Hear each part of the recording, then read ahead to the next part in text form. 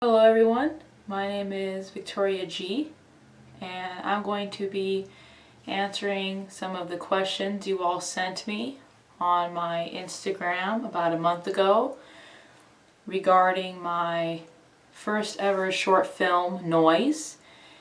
Tomorrow will be officially 1 year anniversary since I released my short film, and since then it has gotten a lot of attention, views, awards, film festival selections. It's been a really amazing journey with it, and to celebrate, I asked you all on my Instagram last month to send me your questions regarding the film itself, the making of it, stuff like that. So I'm going to be reading some of your questions. I have them written here on a notebook paper. So here we go. This one was, how did you come up with the idea for Noise? So the idea itself basically came about where I was given an assignment for my final for my associate's degree. I was told just basically make a short film. It could be about anything you want.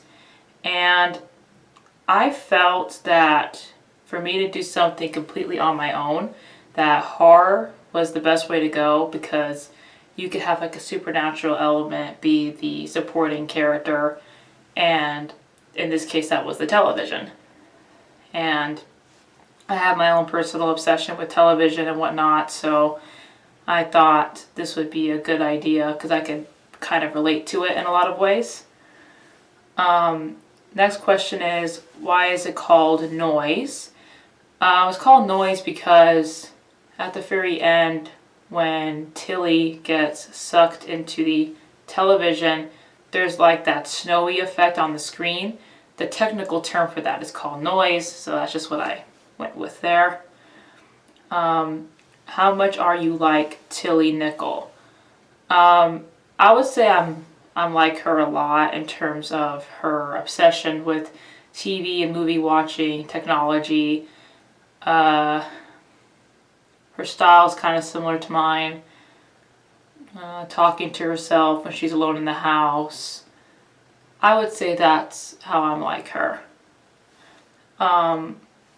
Considering it was for school, what grade did you get on your assignment?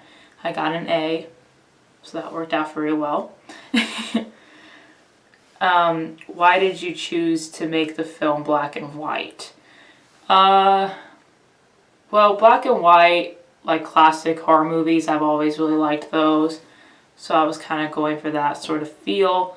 Black and white, especially these days, such a modern world with HD and color and 4K and stuff, it can add an element of like creepiness, I guess, to a lot of viewers, which is what I really wanted to portray. So that's why I did the black and white as well. How long did it take to film it? A few hours in general. I basically set a whole day aside to do it, so I'd say roughly maybe 3 hours, 3.5 hours or so. And if you count cleanup time as well, cleaning up the mess after, to put the living room back to the way it was. How long did it take to edit the film? It took about a few hours as well, so you figure like 3 hours or so to film and clean up, and then it took me a few more hours to edit. I would say probably about closer to 5-6 hours to edit, because I can be very like nitpicky and I'll start messing with stuff and just being very obsessive over it. But that's probably because I wasn't too happy with like my acting and stuff and trying to make it look better, but in the end I think it turned out well. How long did it take to write it? That took probably the least amount of time because there really isn't so much dialogue with it.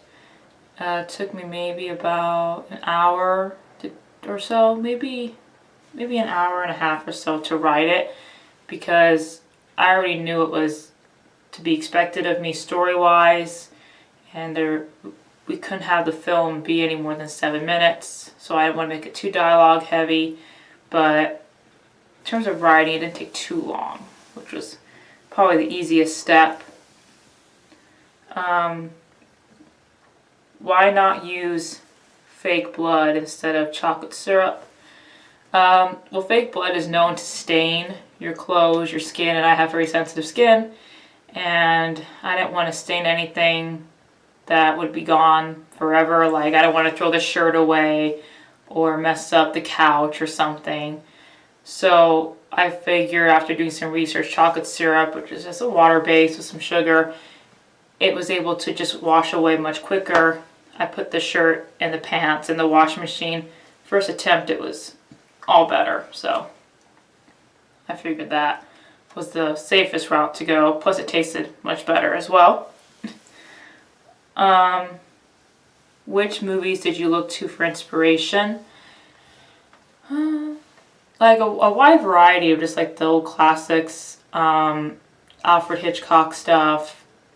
I would say like my favorite live action film in general is The Lighthouse from Robert Eggers. So that one I look to a lot for inspiration as well. So I would say those would be the main ones. Has your TV ever actually suddenly stopped working? Not necessarily like turn it on and it didn't turn on. That's never happened to me. But I've had televisions that slowly were going, like they were passing away. So I eventually purchased a new television and put that one away in storage. That way I don't wake up one day and it doesn't turn on.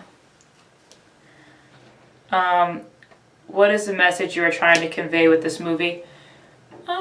I guess in a lot of ways, like obsession, and how sometimes our over obsessions could end up turning on us. Tilly's obsessed with her television, and that ultimately is what kills her. So, to be mindful of our obsessions, I guess.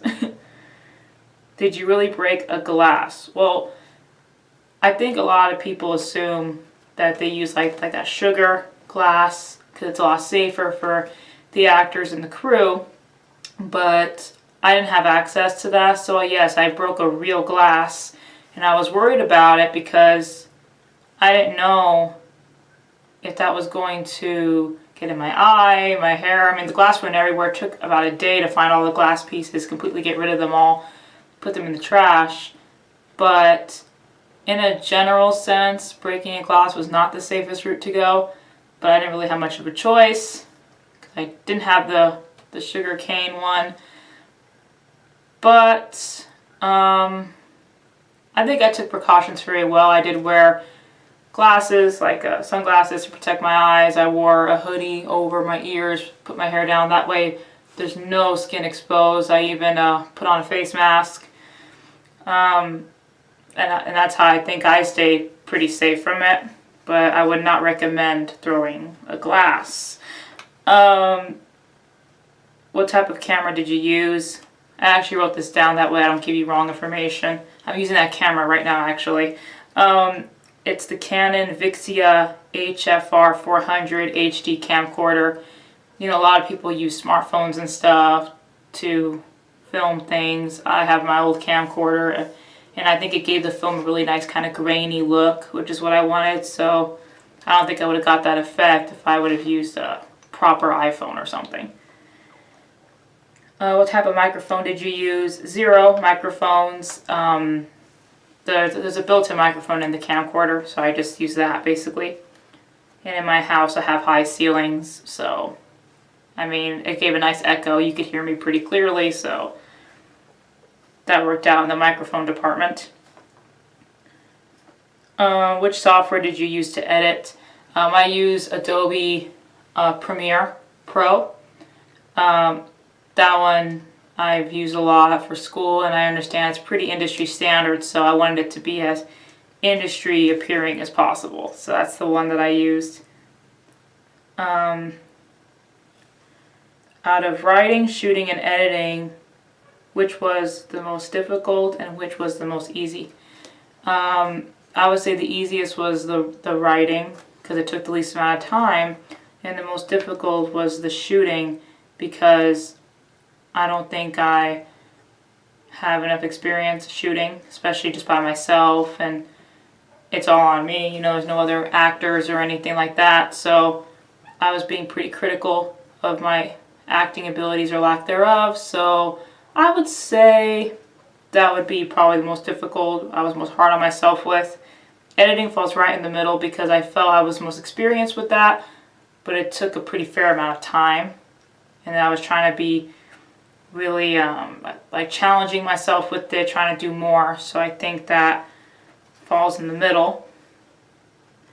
Did you have to do any reshoots? Luckily, no, I did not. I gave myself plenty of time, plenty of choices to choose from.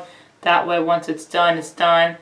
That way, I won't have to wash my hair again, get all the syrup out of it, and things like that. I think it saves a lot of time when you don't have to do reshoots. So I really try to not have to do that. Did you use a tripod? No, I did not. For this kind of camcorder, I'm sure they make tripods for it, but I just never have seen one. So what I use, like what I'm using right now, is literally a box to hold up the camera. So I use boxes, DVDs, video games, furniture. Like I have a piano in my house, put on top of the piano. I put on top of the fireplace. The staircase even held it, but just cropped out my arm. So I have multiple tripod types, but not a professional one. And the final question I have here is, would you ever make a part 2 to Noise? Well, considering Tilly dies, to make a part 2 would imply that she's like a zombie or something. Maybe I would do something like similar to it, like someone obsessing over another kind of electronic or something, but to directly use Tilly again and the TV probably won't happen because she does die. So, spoiler alert. But that was my video. I hope I answered questions you all may have had. And I appreciate all of you for submitting questions and allowing this video to even happen, because if I didn't get any questions, it would have been really embarrassing and I wouldn't have been able to make a video like this. But I wanted to do something to kind of celebrate a big accomplishment, you know, a first short. So, and since then I have released another short called Jessica Carved, if you want to check that out. That came out a few weeks ago. So I would appreciate it if you guys took a look at that one. It's another horror film, but more of a horror comedy. And it's me acting in it again. So, but yeah, this was a cool little different kind of video. Usually I don't post videos where I actually play myself talking to you guys. I haven't really done that since Cousin's Corner.